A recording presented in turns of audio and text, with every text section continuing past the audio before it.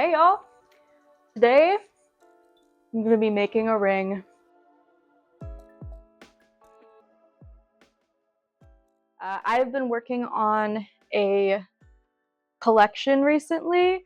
I have ADHD and so I am fidgeting all the time. I need to be doing something with my hands every minute of every day. And so I wanted to make a collection that catered to that. This is prototype number 1. I wanted a little ring up top that I could spin freely within its cage, so to speak. It's just kind of looks like a vase almost. It's just essentially 2 pieces of wire, one in a circle and then the other. Well, I'm going to show you that part. This is the piece of wire that we're working with, and this is supposed to be the finished product. First step, gonna grab these bad boys. This is for making rings of the same size. Essentially, I'm just gonna be mangling this into shape. I need to flip this piece out.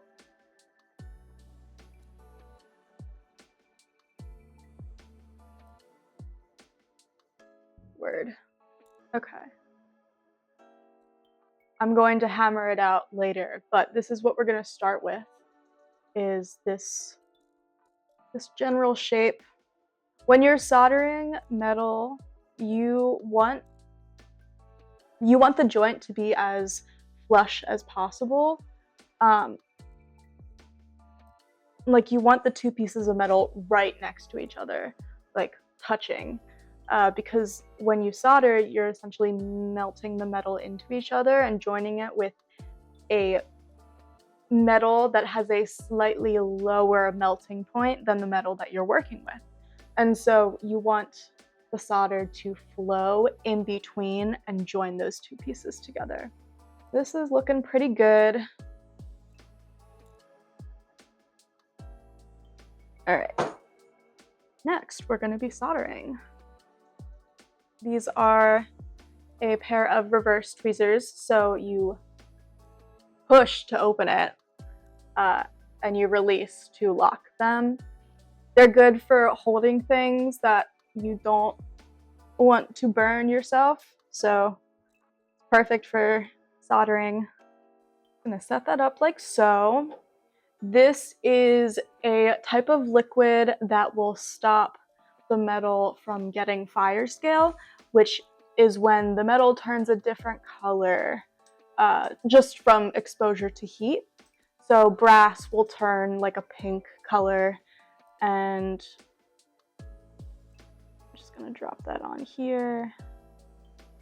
Sterling silver just becomes a little darker, I believe, or maybe a little brassy. This is what I use to pick up the solder. Again, just a little butane torch. These little flecks on the brick is what the solder is, and I'm heating it up so it becomes a little ball at the end of my tweezers. I'm then going to use that hot piece of metal to pick up flux. This just helps it flow. I am then going to evenly heat up this piece of metal. It's going to steam a little bit. That's okay. I think a big mistake people, like I'm talking as if I'm an expert at this, but I'm not. This is just from trial and error.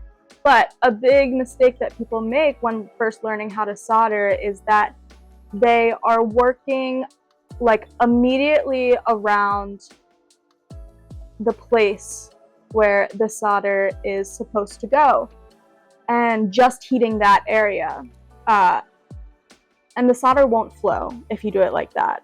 And it will sometimes if the piece is small enough, but you want to heat the whole piece. Because you're using, there it is. I don't know if the camera was able to pick that up. But essentially, you're using the metal's heat to melt the solder, not just trying to melt the solder itself.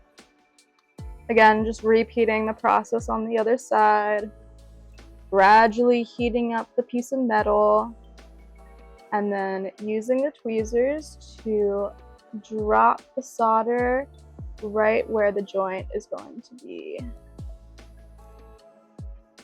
I'm then going to use copper tongs, pick it up. The reason I'm doing this is because if these are, I believe, stainless steel or titanium, but I need to pop this in my pickling solution, and that's just gonna wash all of the leftover chemicals off. Copper will not, I mean, it's rusting a little bit, but it won't like disintegrate if I put it in the liquid. All right, that is gonna sit in there for a couple minutes, and while that is working, I'm going to make the little ring that is going to rotate around it. I am taking the metal and I am bending it around.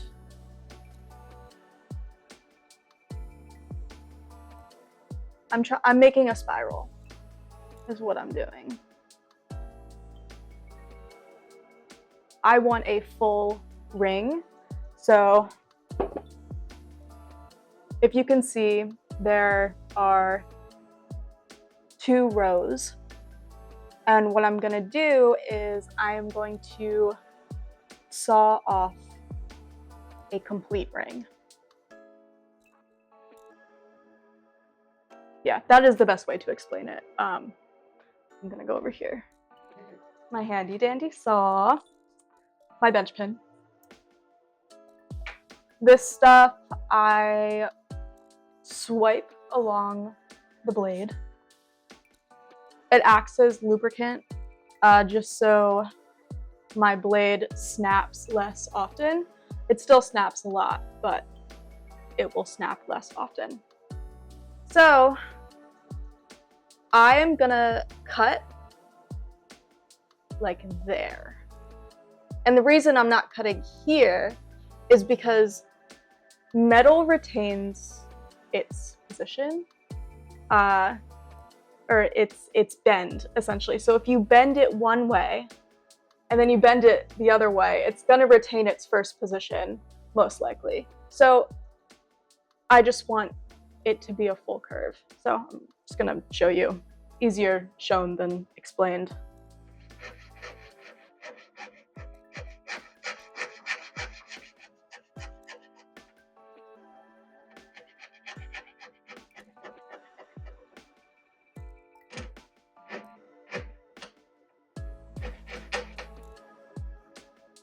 All right, cool. All right, we got a ring. Still needs to be soldered, but it will be a perfect circle now. All right, I'm gonna move back over here.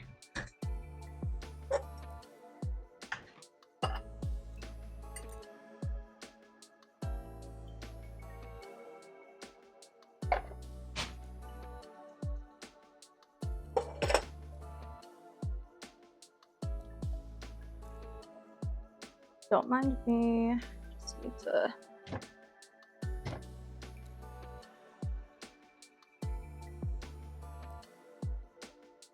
All right, I used too much solder the first time when I was trying to form this joint. This side I did pretty good, but this side I used too much. And so it covered the entire hole. So what I'm gonna do is I'm going to use my flex shaft and I am going to drill a hole through this, essentially.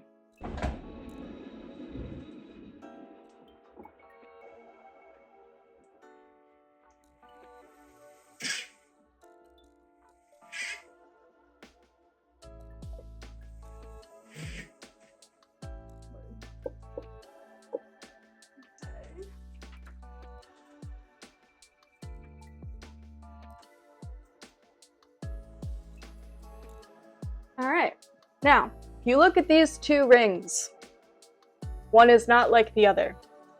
These shapes are very different. I now need to form this crooked U into a circle. So it fits around the finger, and this ring will then join these two pieces together. The way I'm gonna do that is with a mandrel and a mallet. So I'm gonna put this around here, and I'm just gonna hammer so the shape will be uniform.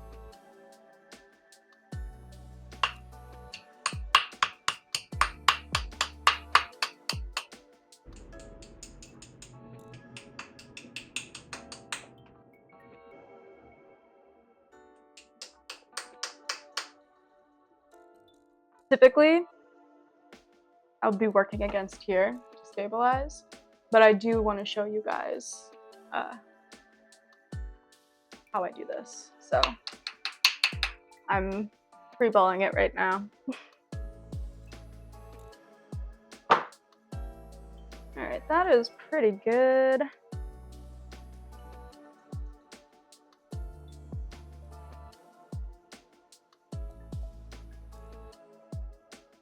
Word. Okay. Now that's a little bit more of a uniform shape. So now we have this. I need to open, essentially what I've made here is a jump ring. I'm gonna open this jump ring and weave it through the little bit. Just gonna take 2 pliers and open this guy up.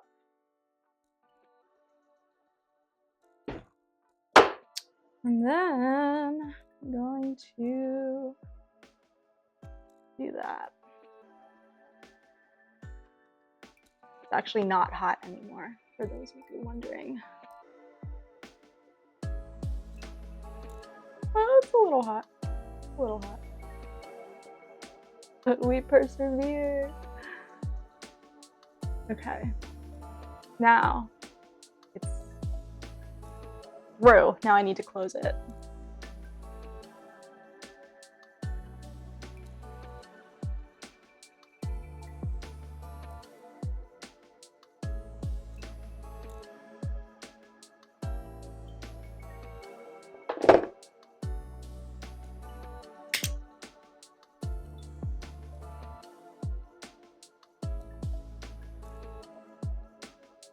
All right. It's pretty good. So that the top part, 12 o'clock on the circle. That is where the joint is. That's where I'm going to be putting the solder. Right there. That's where it was sawed in half. Again, you try to make it as flush as possible, so you get like a very clean, uniform flow. But yep, I'm just gonna take this and put that like so. Gonna use more of this fire scale liquid. The solder right on the joint.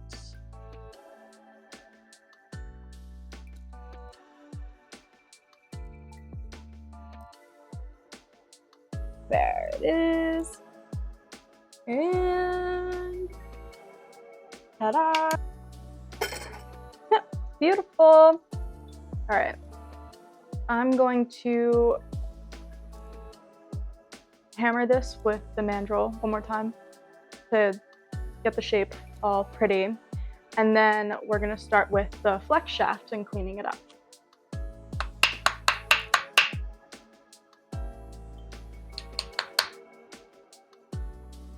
A little bit of a different angle.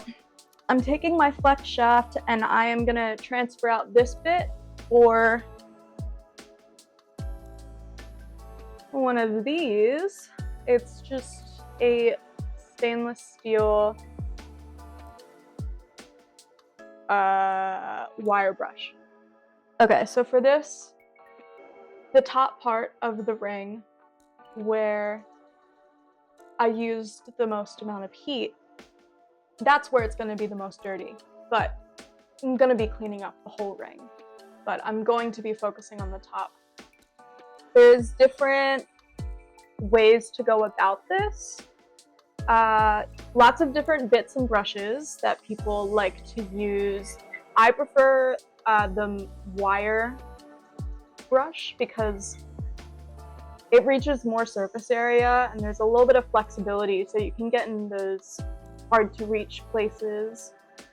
There's different sizes of this as well, so for some of the smaller bits, like within that circle right there, I'm gonna be using a much smaller guy, that one. So it's like the wire brush, but like super tiny.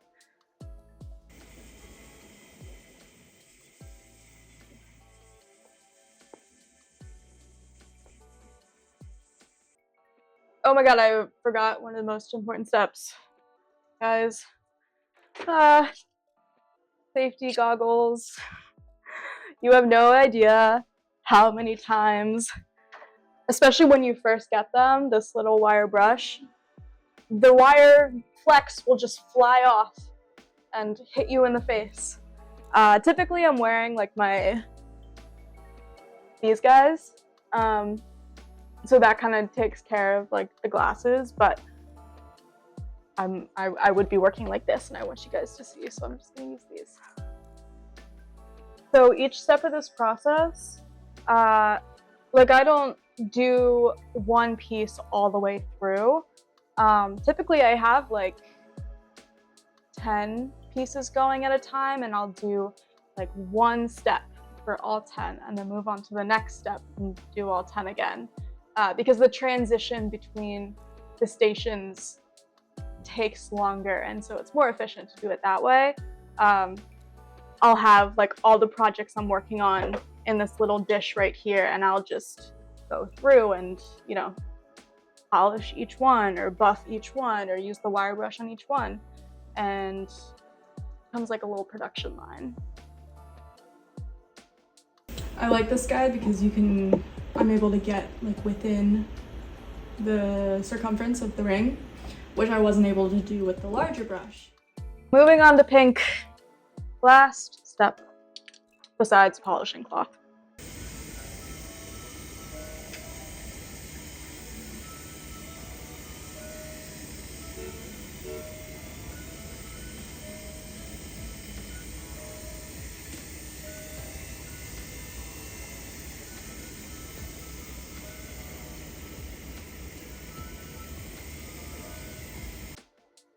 Polishing cloth. The best polishing cloth. Sunshine.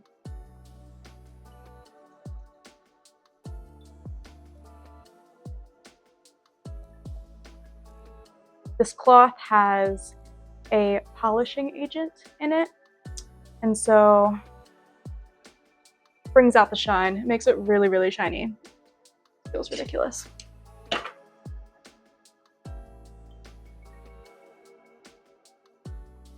It's so shiny.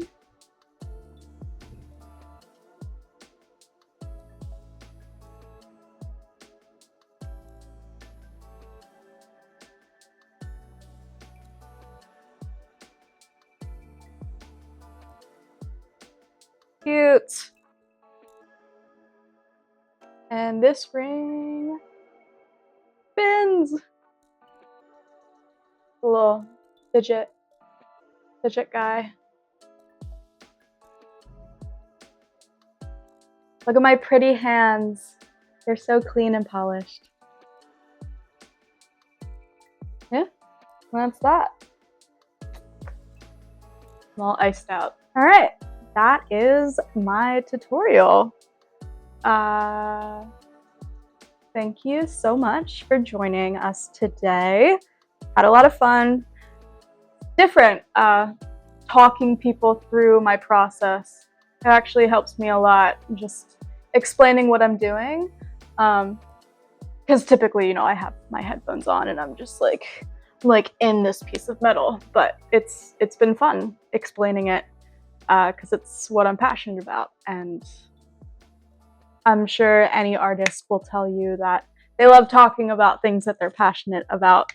And that goes for anybody, not just artists. But yes, this is my fidget ring. I hope you guys enjoyed. Please like and subscribe, and I will see you guys next time. Bye. The cute little vase, little guy.